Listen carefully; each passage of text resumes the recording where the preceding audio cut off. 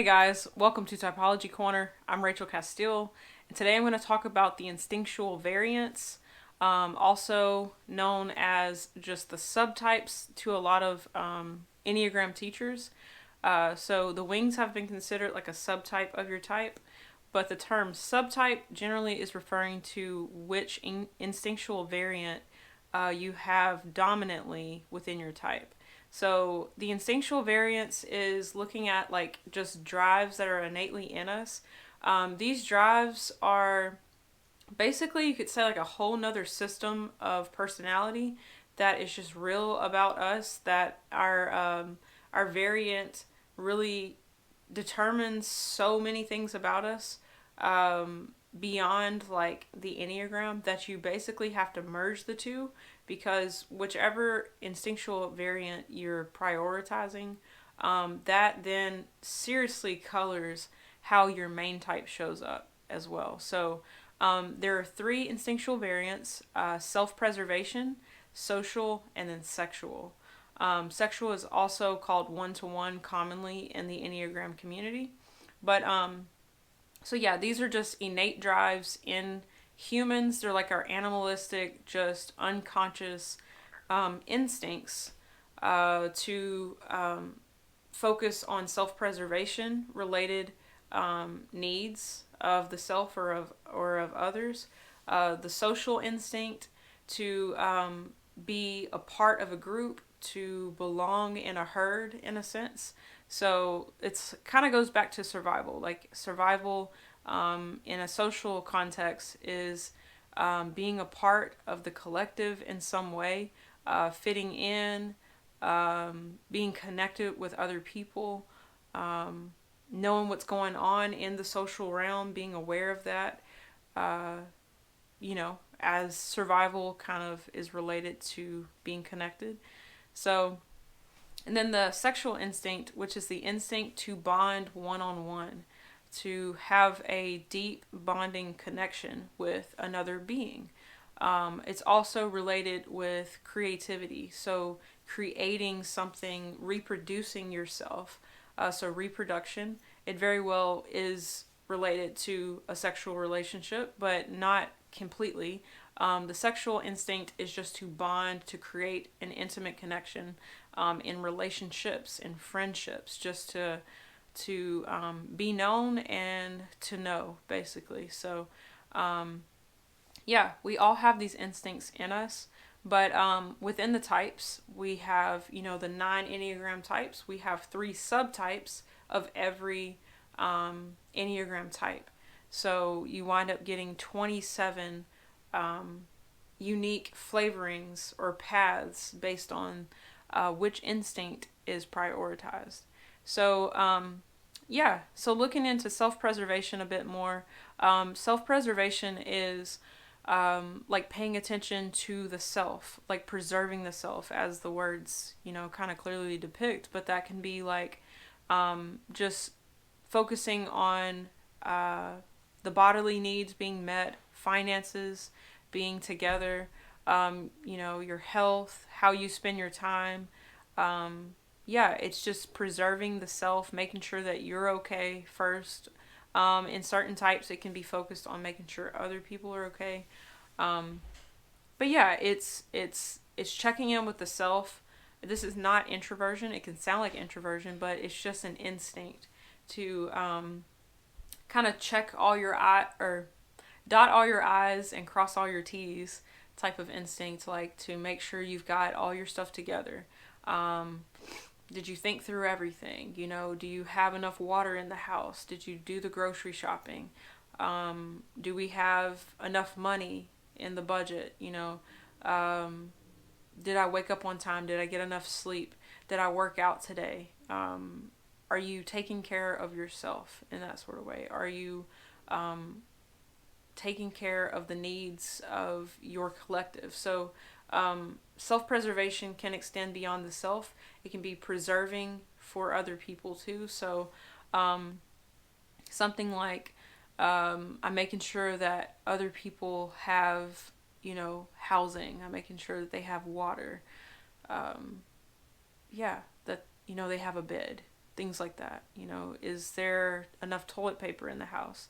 Could be examples of that. Like, whatever is valuable to you, whatever like is important for your survival. It's the self-preservation instinct is to check those things first to make sure you're not hungry. Make sure that you're comfortable, that the temperature is good in the room, stuff like that. So, yeah. So a person who leads with that, that'll be what's happening. They make sure those things are good.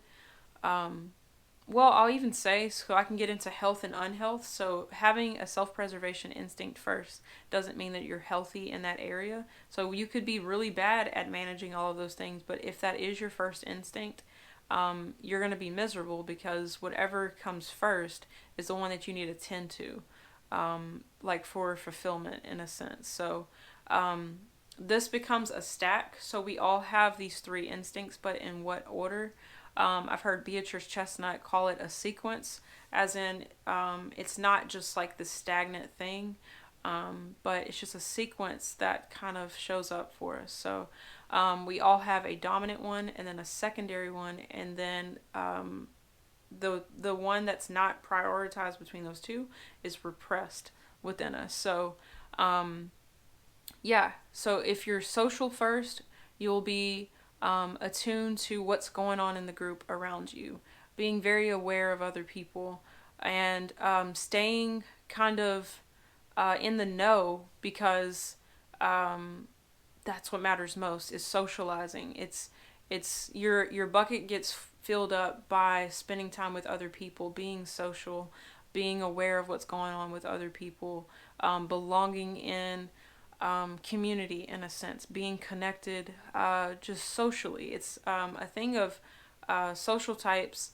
They kind of can be avoidant of intimacy if like the sexual, just for to compare the two, like social's just wanting a widespread of relationships, being connected with a lot of different people.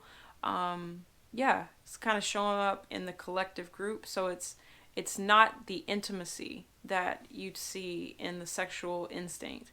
This is more just being a part of a collective, being aware of the collective.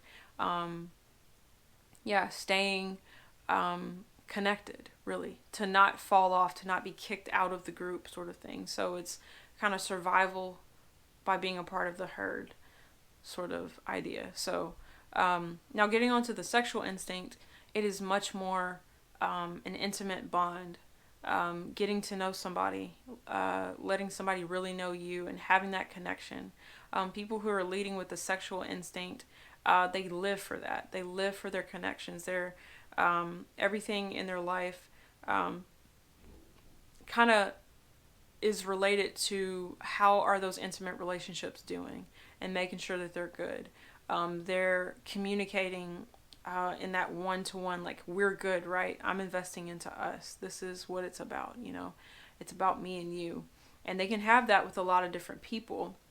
But the sexual instinct, it's seeing how connected me and you are, and feeling whether that's good or if it's not good. So this can be healthy, it can be unhealthy. So, if this really is your first instinct, having really messed up, broken connections with the ones that you want that bond with can be very painful to you.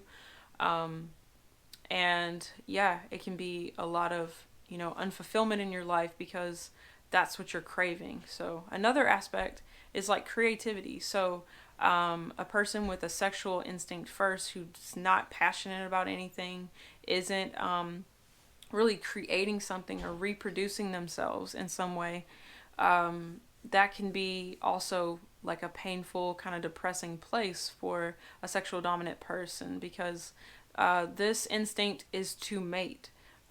It's not just sex, but it is the recreation, reproduction of the self, the furthering of yourself in something outside of you. When you look in just the wild, there is a need to reproduce yourself, to create something new, to further your bloodline or just who you are to further your DNA somewhere else. So there is that element of creation in the sexual instinct. So getting into repressed or dominant or middle, there's a really great video that Olympia from Type Evolution made. She talked about a bucket analogy, and that we have our three buckets. So you can look at it that way. That whatever your first one is like what you really need in life. Like that needs to be satisfied, but it's also what you can't get enough of, kind of idea. And then she talked about then the repressed one kind of has a hole in it, is the analogy that it's always leaking, so it doesn't make that much sense to put all your time into the leaking one. But that health really comes from focusing on your middle instinct. I mean, the first one, absolutely, you need that. Like, you'll be miserable without it. But, like, where you're really, like, balanced is whenever you're able to put time into your second one. That's where you really grow and just thrive. And from that point, she described it that your repressed one will kind of balance out when the other two are healthy. So, yeah. That's something to look into. I personally am a self-preservation, social, then sexual, is my stack order. So social, leaning into that more has been very helpful to me. But in light of that, I've needed my self-preservation needs to be balanced and healthy to take care of the things that are important to me most, like to make sure that I am okay, to make sure that my people are okay in those self-preservation sort of ways. Moving into then like community, being connected, being a part of community, giving myself to community. This is not the intimate connection in the sexual instinct, but just like being there, being a part, showing up, sharing, being in the know about other people, and sharing just that back and forth value on just a community level. So, yeah, I've definitely seen myself be unhealthy in each one of these instincts, and I'm navigating what health looks like as well within my type as a type 2. So this video, I'm not getting into the specifics on the types. I'll move into that in a later video. But yeah, I just want to give you a brief overview of what the three instinctual variants are, that we all have a stacking or a sequence that we're prioritizing one, then another that's kind of there, and then one is repressed. So yeah, guys, that's it. If you got value out of this, go and give me a thumbs up. I really appreciate your feedback, and I will see y'all on the next one. Take care.